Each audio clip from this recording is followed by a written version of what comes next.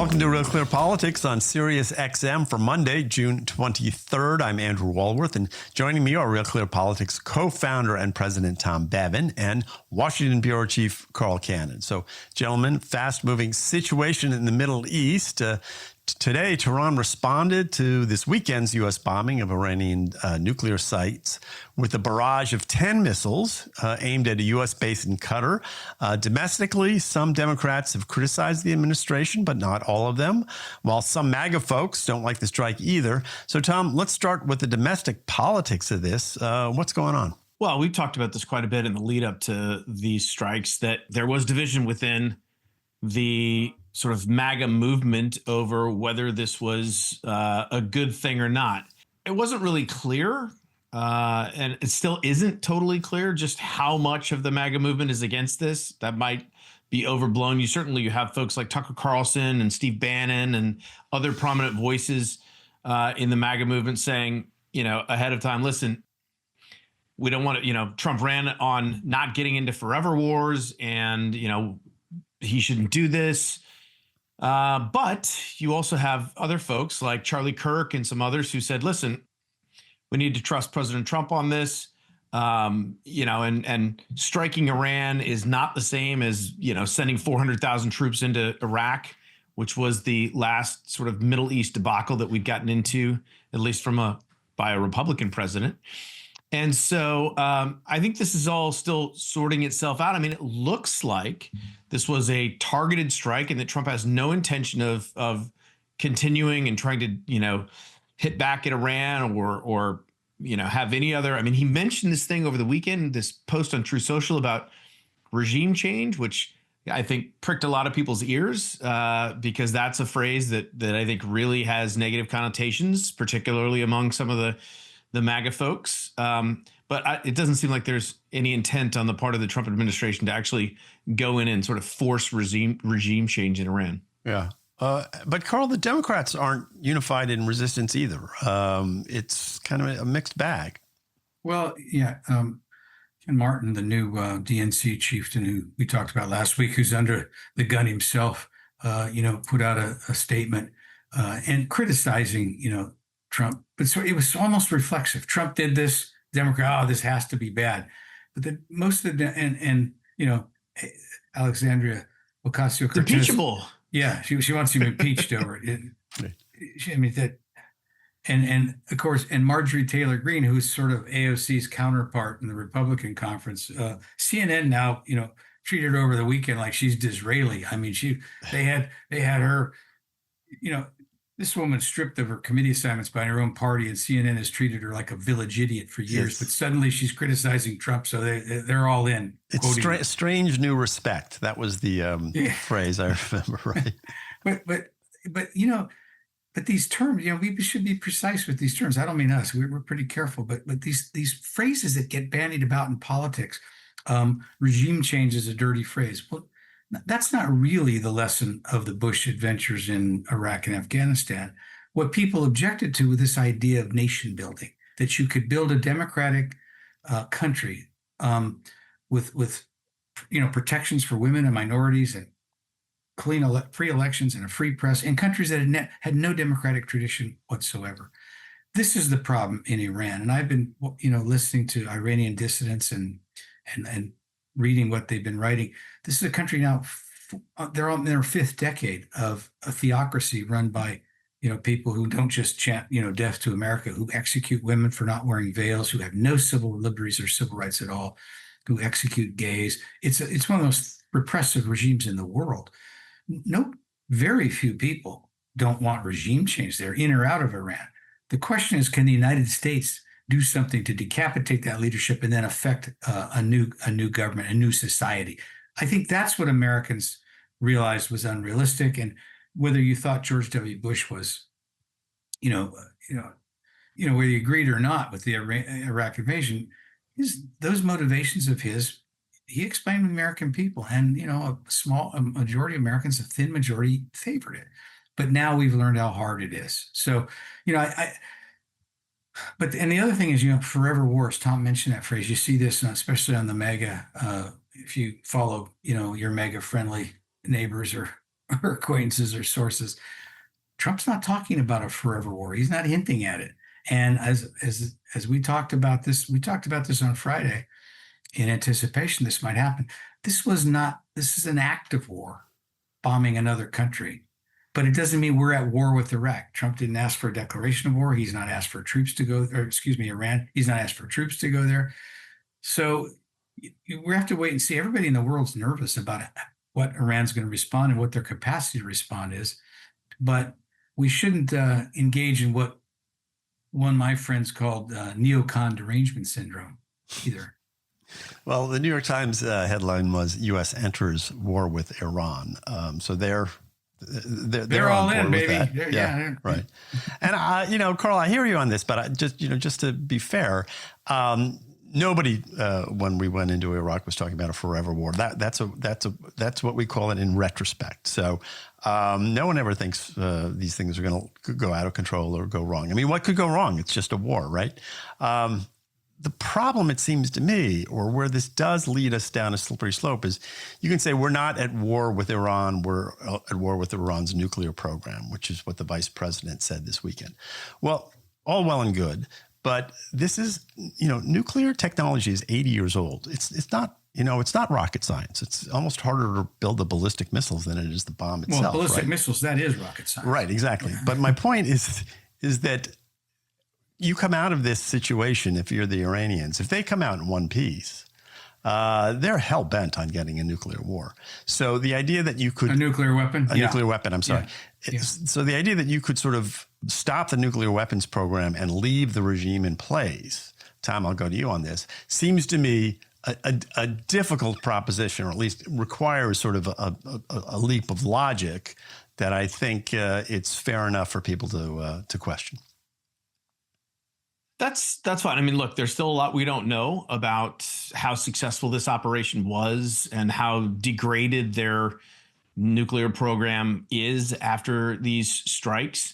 And you're right. If we're not going to go in there and force regime change, which it doesn't look like we are, and the mullahs the regime doesn't sort of fall of its own weight, if they manage to save face and keep control, stay in power, certainly they will try and rebuild their capacity to, get a nuclear weapon. I'm sure that's true. Well, wait a minute. Why do we assume that? I think that might be a mistake, Tom. And that's possible. I mean, again, we don't know. Saddam Hussein had a nuclear program. The Israelis took it out in 1983, and they did destroy it. And then he embraced other weapons of mass destruction, biological weapons and chemical weapons. He'd actually largely abandoned those efforts and the nuclear effort. This was not known. His own generals thought that they had biological weapons. These autocrats like to tell the world they have these to forestall attack, but the recent history in that region I'm not convinced Iran would automatically think the lesson of this is we need a bomb. Maybe the lesson in Iran is we don't want to go near that, or the United States wouldn't have attacked us. Well, I think that's possible. Yeah, it's possible. Again, we don't know how this is going to work out. But to Andy's point, like if the regime stays in power, okay, and they remain this sort of repressive sponsor of terror, are they going to completely change their ideology, change their stripes based on what happened, and become this, democracy loving, civil rights respecting? No, seems unlikely, doesn't it? Seems unlikely. And therefore, I think that, they might continue to be a problem. I mean, it may be that we have just forestalled this problem. We have kicked the can down the road for 2 years, 3 years, 5 years, and we'll be confronted with another moment in the not too distant future where we might have to do something like this again, or Israel might have to lead the way and do something like this again. It's hard to see how this is all going to work out. There are a lot of variables, a lot of unknowns, and certainly and also, I mean, if the regime does collapse, and what replaces it? Something better, something worse? I mean, There's just a lot. That's why it's such a high stakes gamble on the part of the Israelis and of the president, because it introduces a lot of really volatile aspects in a region that's already volatile to begin with. Yeah. Well, Carl, I want to talk about the Democrats just a little bit more because I think we glossed over that. But, they did introduce this war powers resolution. I think there were two of them. AOC, as I think Tom pointed out, called it a disastrous decision, absolutely and clearly grounds for impeachment. But, Schumer, Jeffries, even Adam Kinzinger, all sort of supported the president on this. So that notable Democrat, Adam Kinzinger. Well, it's an interesting. Okay, yes, Tom, good but point. you mentioned Schumer. But you get my point. Let's talk about Chuck Schumer then. Talk about strange bedfellows, I guess. Schumer is not only the Senate Majority Leader, the Senate Democratic Leader, but he's the person who people sometimes think AOC may primary.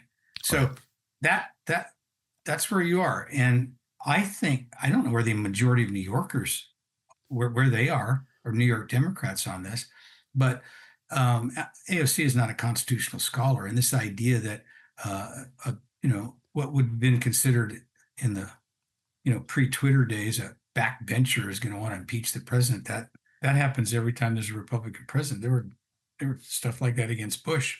And there were Republicans who tried to do that with Obama.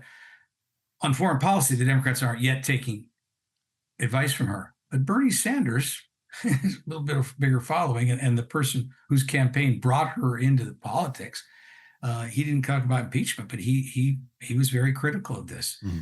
And so I think the Democrats are going to have to figure out where they are. The progressive left doesn't like it. The traditional liberals are. It's not that they like this; that they're keeping their powder dry. They want to see what the fallout is, and I don't say that they're doing that with a finger in the air thing, trying to determine the win. The whole world wants to know how this thing is. What Tom said, what's going to be the upshot of this? How's this going to work out? I'm going to have our man in Brussels, Addison Grant, on in the next block to talk about this. He's over there, and the European foreign ministers had a meeting actually scheduled today, and they were going to talk about Ukraine and tariffs and probably global warming. I don't know, but they ended up talking about this. That's all. Yeah. What do they think? And Tom quickly.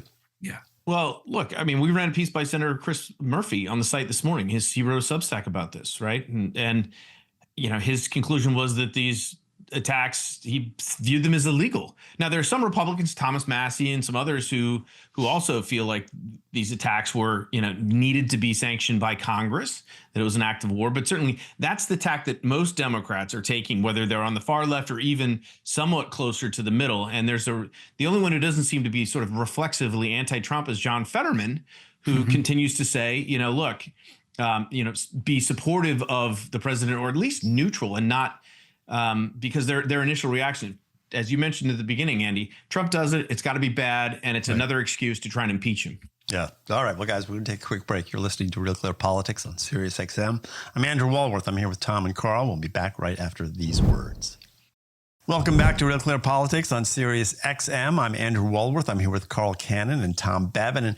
And Carl, the New York primary for mayor is tomorrow. The polls are moving. It's an interesting race because of the prominent role that ranked choice voting is taking in this whole thing. The opponents of Andrew Cuomo have embraced a sort of strategy to defeat him that uses ranked choice voting as sort of a tool. What's going on, and is this a good way to run a primary? Well, I've written some pieces and edited others and commissioned others on ranked choice voting, and it sounds on paper like a wonderful reform. It's supposed to get you politicians who run more constructive issue-based campaigns. It's supposed to get you candidates who are a little bit more moderate, because and have a sort of temperate way of speaking. That's the idea.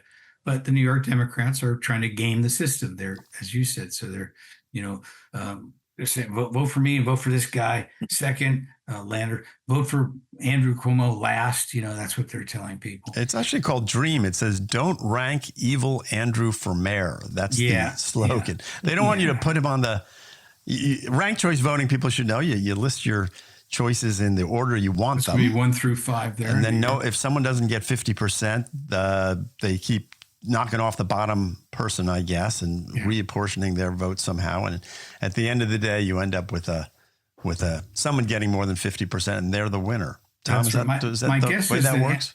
Yeah, that's right. Well, my guess is real quick, Andy, that New Yorkers don't need to be told how to feel about Andrew Cuomo, that they either love him or hate him. That'd be my guess. And we'll find out tomorrow. But if they end up with a socialist who believes in globalized the infatata as their mayoral nominee, New Yorkers, I think at that point, Eric Adams comes back into play and maybe is a viable candidate in the autumn. Because remember, the mayor is running as an independent. Tom, what do you think? Yeah, I mean, it's fascinating. So this Emerson poll came out this morning that showed Mamdani. So Cuomo in the first round leads by 2.7%. In the second round, when the lower candidate gets reassessed, 2.7. Round 3, 2.6 lead Cuomo has over Mamdani. Round 4, 2.6 lead. Then it goes down to 1.8 in round 5. 2.2 in round 5, 1.8 in round 6. And then you get to round 7. Cuomo has a 1-point lead. There are 3 candidates left at this point, right? It's Mamdani, Cuomo, and Brad Lander. Right. Lander's got 20% of the vote. Cuomo's leading by 1 point. Lander gets kicked out. His 20%, when it gets reapportioned, Cuomo gets 8 and Mamdani gets 12. And Mamdani leads in this final Emerson poll 51.8 to 48.2.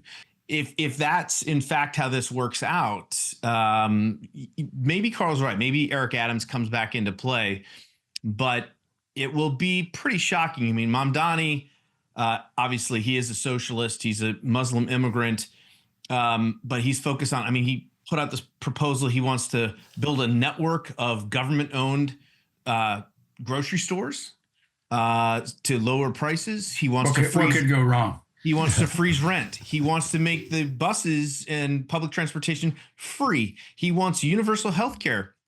He's promising all of these goodies, but he hasn't really explained at all or put forward a proposal in any way, shape, or form on how they're going to get paid for. And so I think a lot of folks, on Wall Street and other areas, Ron DeSantis tweeted out this morning, or posted on X, I should say.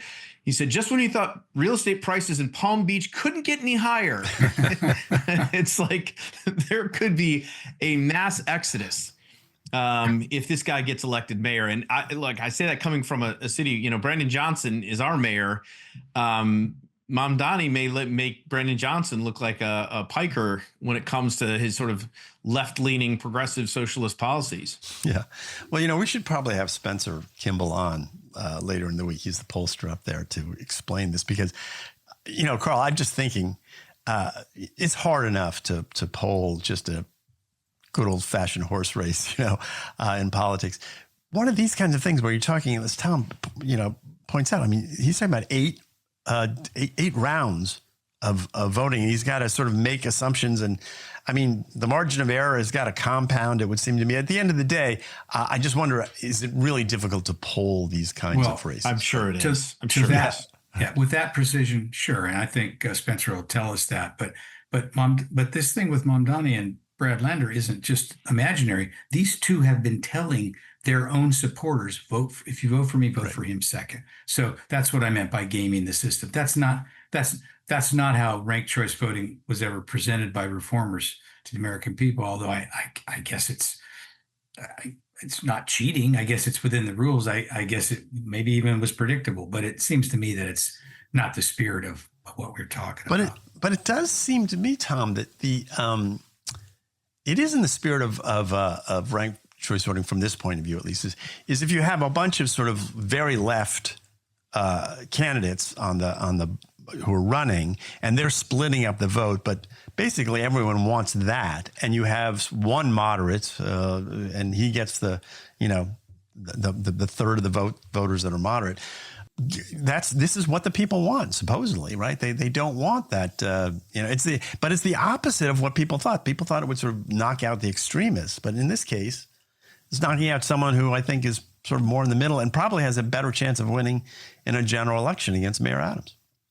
Yeah, look, I think whoever wins this is going to be the favorite. I don't know that Mayor Adams. Again, maybe the big center will rebel against Mamdani as a candidate and go back to Mayor Adams. But I suspect whoever wins this is going to be the favorite to win in the general election.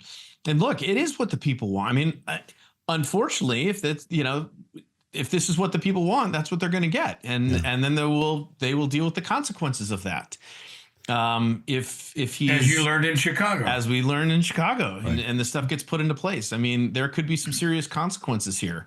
So look, I think Andrew Cuomo, part of his problem is he's not so far removed from the scene, so his baggage is all very new and fresh, and it's there, it's memorable, and that was one of the. Might have been the turning point in this campaign when they were on the debate stage and Mamdani turned to him and said, look, because Cuomo was saying, look, this is not the time for us to be hiring people who don't have experience. And, this is not on the job training. And Mamdani said, look, I don't have any experience in, harassing women and killing old people, right. Sending them into nursing homes and, all these things. I mean, he just absolutely obliterated him.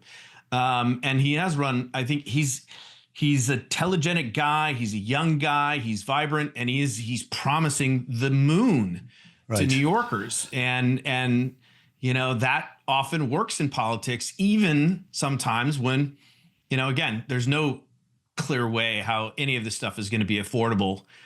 Somebody's going to pay. And I guess that's what people will find that out after they get done voting for it. Yeah. All right. Well, guys, we're going to have to leave it there. But fascinating stuff. We're going to keep an eye on that New York primary. You're listening to Real Clear Politics on Sirius XM. I'm Andrew Walworth. I'm with Tom and Carl. We'll be back with more right after this. Welcome back to the show. I'm Carl Cannon, Washington Bureau Chief, Real Clear Politics. Talking now with Addison Graham, our man in Brussels. Yes, we're a small fighting force, but we have this summer a correspondent in Europe. It's Addison Graham, who interned for us, went ahead and wrote some really great pieces for us a couple years ago, went ahead and graduated, and is now a foreign correspondent. Addison, the bombing in Iran. So let's talk about that. There was a regularly scheduled meeting, I guess, in Brussels of the EU foreign ministers. I reckon they wanted to talk about all the normal stuff, Ukraine, global warming, whatever. But I'll bet they didn't do that today, did they? No, the one thing everyone wanted to talk about was Iran. They walked through the door, each foreign minister from countries across the European Union. And, what was on the agenda for the day, which had been scheduled months before, was Georgia, Ukraine, and just general trade issues. But every reporter was asking about Iran.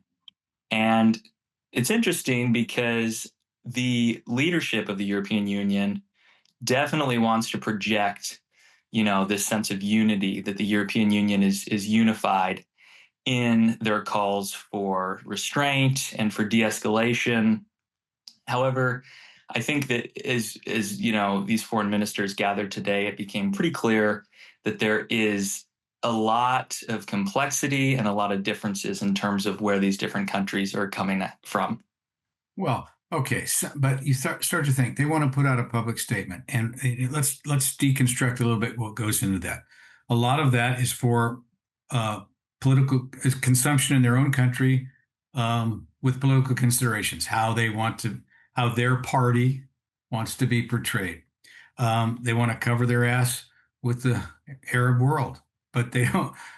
They also, I think you were telling me, the Czech foreign minister, they also understand why Israel would not want Iran, a country that threatens to wipe Israel off the map, to have a nuclear weapon. So they must get that too, right?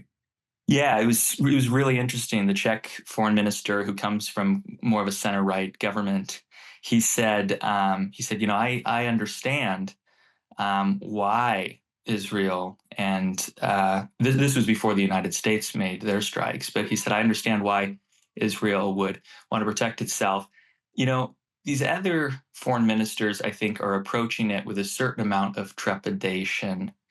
They're worried, obviously, about increased escalation in the region. But the foreign minister of Estonia even said, he basically said no one really hates the idea of Iran's nuclear capabilities being weakened. And so it's similar to what a lot of American politicians are dealing with, which is nobody wants to be wed to a decision that ends up going south. But everyone's looking with maybe a little bit of cautious optimism that this will blow over and that Iran will emerge very much weakened in terms of their nuclear capabilities, but that this won't turn into a regional war. Well, as Tom Bevan and Andy Walworth and I were talking a few minutes ago, Addison, this was an active war, clearly. I'm talking about now the United States, sending 7 stealth bombers, dropping this ungodly amount of ordnance on 3 sites in Iran. But it doesn't necessarily mean we're at war with Iran. I mean, this seems like Trump did this.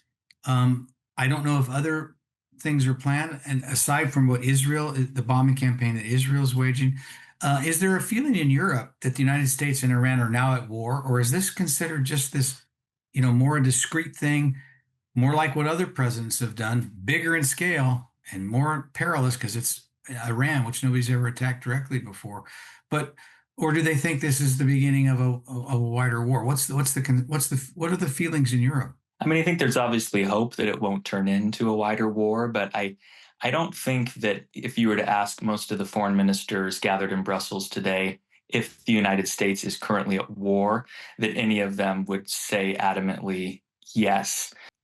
One of the things that's really interesting to me is that, you have someone like Bernie Sanders in the United States, a progressive politician, and someone like Steve Bannon, a MAGA mainstay, and they both urged Donald Trump not to go forward with military action.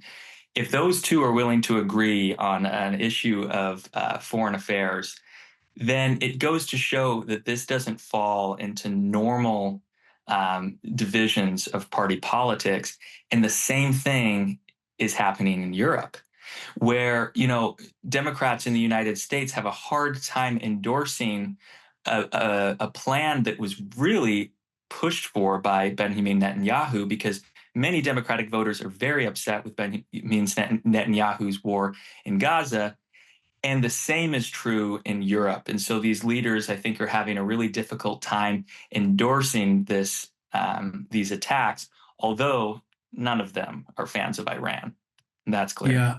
Addison, let me ask you a question about that, the politics. So, if you have the far right and the far left in this country, both opposed to this, maybe for different reasons, there's also a sort of mainstream Democratic Party faction.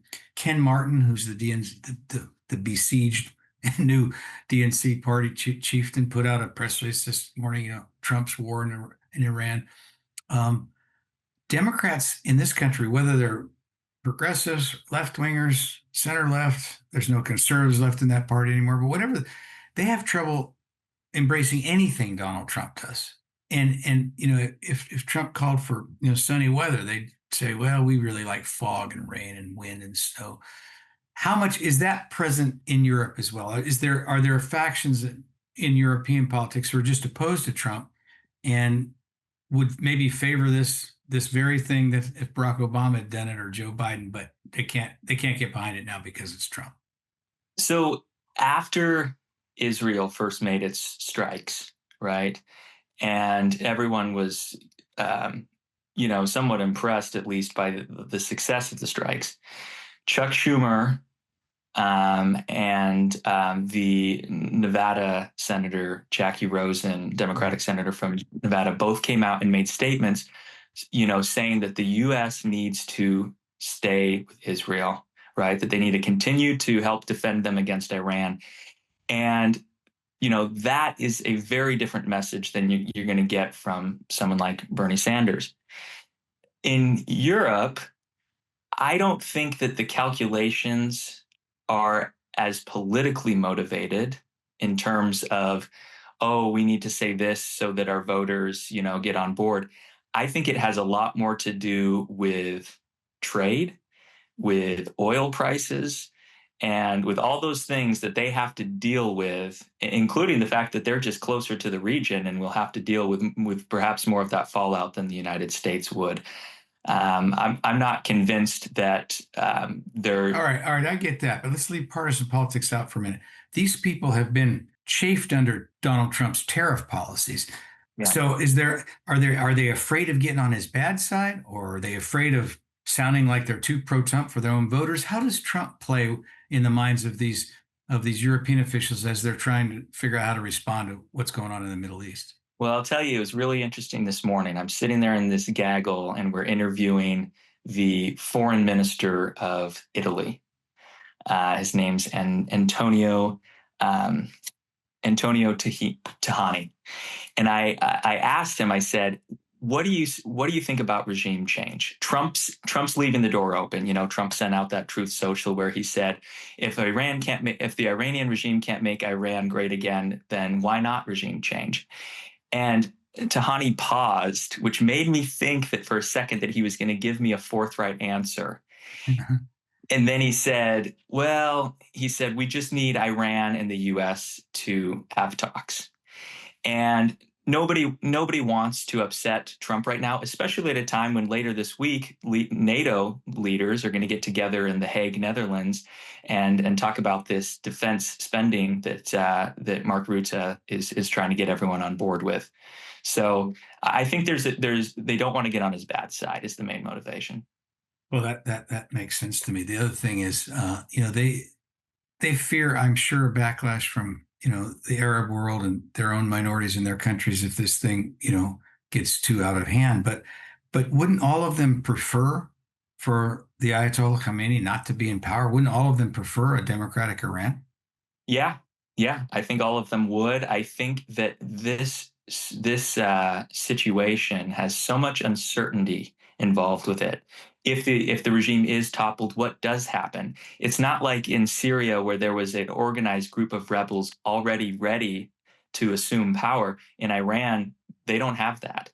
Any dissent has been stamped out. And so there's huge questions about the day after. And I think that, like I said before, they're meeting this with trepidation, hoping to not marry themselves to any decisions that turn out to have major consequences down the road. All right. Well, that's going to do it for us there. Thank you, Addison Graham. You've been listening to Addison from Brussels. I'm Carl Cannon, Washington Bureau Chief, Real Clear Politics. You've been listening to us on Sirius XM Radio or watching our podcast. But don't go away because Tom Bevan will be back with a fascinating new survey done by the Reagan Institute. Welcome back to Real Clear Politics on Sirius XM. I'm Tom Bevan, co-founder and president of RCP. Joined now by Rachel Hoff. She's the policy director at the Ronald Reagan Institute.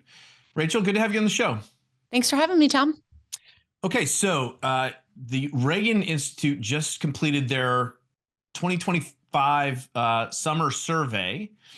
And right on the eve, it was sort of time to coincide, I guess, with the NATO summit, which is taking place this week. So, Rachel, give us a sense of what the top line findings here and takeaways from your survey were. Yeah, one of the interesting things about doing polling, especially on foreign policy issues, is you have some sense of what might be in the news when things are coming out, but then the world has a way and events have a way of unfolding to make especially foreign policy issues all the more timely. And so certainly with the strikes in Iran over the weekend, we're out with a poll just over the weekend that looks at what the American people think, not only about Iran, the Middle East, NATO, but also more broadly about America's role in the world. And I think that's what's been really interesting to look at our poll. The poll was in the field in early June. And so it was before the strikes that we've seen in Iran, but at least with some fresh data on what the American people think about those contingencies and also about what America's role should be. And you asked 6 different questions about what Americans perceive as the greatest threat. And Iran getting a nuclear weapon was actually at the top, with 84% of Americans saying it was either a serious threat or a significant threat. What else was on that list? Because all of them were pretty highly ranked, but 78 or 80 above 80%. Yeah, that's right. The way the question was worded was, do these things matter to U.S. security and prosperity? And I like that wording. We should say we work at the Reagan Institute with a bipartisan pair of professional polling firms that actually execute the poll on on our behalf. And they come up with the way to word the questions. We tell them what we're interested in learning. And this language of, do these things matter to U.S. national security, I think is such a brilliant way to really capture what the American people believe. And like you said, it turns out Americans think many of the things that we asked about, from the war between Russia and Ukraine to a potential war between China and Taiwan to tariffs to the southern border, they think that they have a pretty high level of belief that all of those things matter to U.S. security and prosperity. But that stood out again from this poll earlier this month. And that was the prospect of Iran getting a nuclear weapon. Preventing Iran from getting a nuclear weapon stood out around 10 points above each of those other things in terms of how much the American people think they matter. And in fact, among those 84% of Americans who believe that matters, a huge majority of that population believes that it matters a great deal to U.S. security and prosperity. And I'll tell you, Tom, I'm sure you know, you don't get numbers like 84% without that being true on a bipartisan basis from both Republicans and Democrats. And one of the discussions that's happening right now is how much this may be dividing the Republican base, from the sort of MAGA movement to some more establishment folks. Did you have any sense of that, or what were the readings just among Republicans? We do. Yeah, we do a couple different things in our poll, and our polling goes back to 2018. So we can start looking at where public opinion is changing, or sometimes equally as interesting, where it's staying the same. The way that we look at partisan breakdowns is not just, of course, Republicans and Democrats. Are you one or the other? But also for Republicans, we have kind of a self-selecting question, a self-identification question. Do you identify as part of the MAGA movement? So we can say with certainty what MAGA Republicans in particular believe as well. And for example, on that Iran question, does preventing Iran from getting a nuclear weapon matter to U.S. security? That number is 84% of Americans overall. It's like 89% of Republicans and 91% of MAGA Republicans. And so even as we've been reading about sort of the great divide in the Republican Party or the MAGA movement on certain issues, Iran getting a nuclear weapon, and even issues like, what should America's posture in the world be? Republicans, and in fact, MAGA Republicans in great numbers, want America to lead on the global stage. And I think some of the conversation that we've seen play out between President Trump and others in the MAGA movement about what Make America Again really means has been informed by that. The MAGA base is for American leadership, and therefore preventing Iran from getting a nuclear weapon. That was one of the other questions or data points that jumped out at me. Is you've seen this trend, as you said, more engagement in the world, less reactive. And at one point it was like 33%, a third of Americans were saying that, I think when the polling started, or when you started showing the data, 2019, said America should do less and be more sort of reactive to events. That's down to 23% now. Meanwhile, the number of folks who think we should be more engaged is up to almost 2/3. And this trend looks pretty significant just over the last couple of years. What do you think it is that's driving those numbers on the question of whether America should be more engaged or not? It is significant. And as recently as 2022, 2023, we were at a low point, at least in the Reagan Institute, 6-7 years of polling, of the number of Americans that said that America should be more engaged and take the lead when given that option between that and more of an isolationist approach, as you said. That number was down to 40%. It's now up to 2/3 of Americans, as you said, Tom, who want America to be leading on the global stage. That's a huge spike, 24 points in just 2 or 3 years. What's driving that trend as we look beneath the hood on the numbers and on the data is a preference for international engagement, for American leadership on the global stage, particularly among Republicans.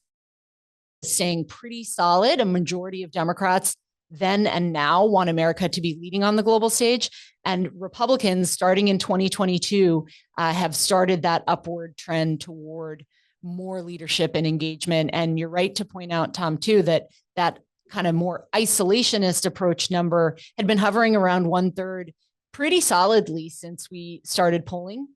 That number's down 10 points to under 1/4 in just the last 6 months. Our last poll was only in November. And so that 10-point drop is very significant in just 6 months. We're speaking with Rachel Hoff. She's the policy director at the Reagan Institute. Rachel, NATO obviously is happening this week. It's kind of a mini meeting. It's going to be pretty short. They're going to have a dinner Tuesday, working session Wednesday, and then out. Obviously, one of the things that has been in the news is, Trump's, demand, I guess you could say, that all of the NATO countries spend 5% of GDP on the collective defense. And everybody's sort of on board with that, except for Spain, apparently, who says they're not going to do that.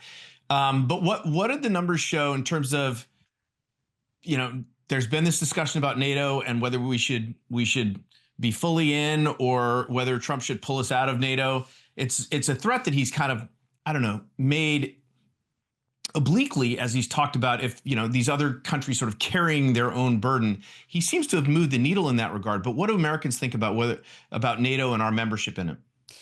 We've been polling a few NATO questions going back to the beginning of our Reagan Institute polling, but we added a new one just this year for exactly this reason, Tom.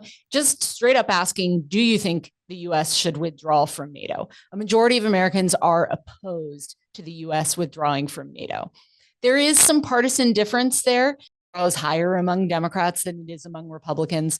But one thing that's been rock solid, I talk about trends that are moving over time and trends that are staying consistent. One consistent thing that we've seen in our polling going back to the beginning is that NATO approval, sort of those that have a favorable view of NATO, is over 60% of Americans over time consistently, and that remained true in our latest survey as well. An additional point that I'll add on to this question about spending, we've spent a lot of time asking the American people specifically about this in the past because of not only President Trump's really focus on this, but of course bipartisan presidents going back a couple decades have been asking our NATO allies to do more. That goes hand in hand for the American people in terms of how they view our NATO allies. They support the alliance. They have a favorable view of the alliance, but they also want our allies to be doing more. And I think what we're seeing reinforces that the administration's on good standing with the American people, the backing of the American people, to emphasize that with our European allies. We've got just a couple of minutes left, Rachel, and I did want to ask, and we talk about this, I've looked at this poll for the last couple of years, at least in detail, and China is always a big part of it. And the American public seems greatly concerned about our relationship with China and all of the various aspects of it, right? The threats that you mentioned, Taiwan, we talk about cybersecurity, AI, the buildup of the military, South China Sea.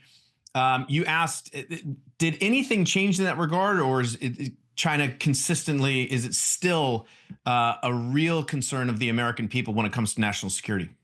China's consistently a major concern over the last several years. But one thing that is changing is that in the past, say 5-6 years ago, we saw China through the lens of an economic challenge.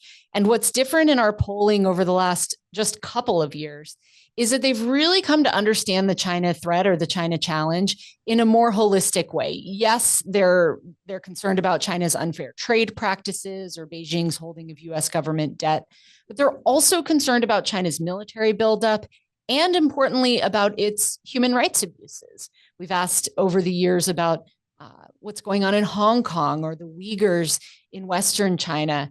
And what we've noticed in the last couple of years of polling is that human rights abuses, the military threat that the Chinese Communist Party poses, the economic threat, and a fourth angle I'll mention, the technology threat. Their investments in developing emerging technologies to lead in advance of the United States in things like artificial intelligence are really kind of to get Americans' concerns about China rather than seeing that threat through a single lens. All right. We have to leave it there. Rachel Hoff, Policy Director at the Reagan Institute. Rachel, thanks for your time. Appreciate it. Thanks, Tom. And that's going to do it for us. On behalf of Andy and Carl, I'm Tom Bevan, co-founder and president of RCP. You've been listening to Real Clear Politics on Sirius XM. Everybody have a great night. We'll see you back here tomorrow.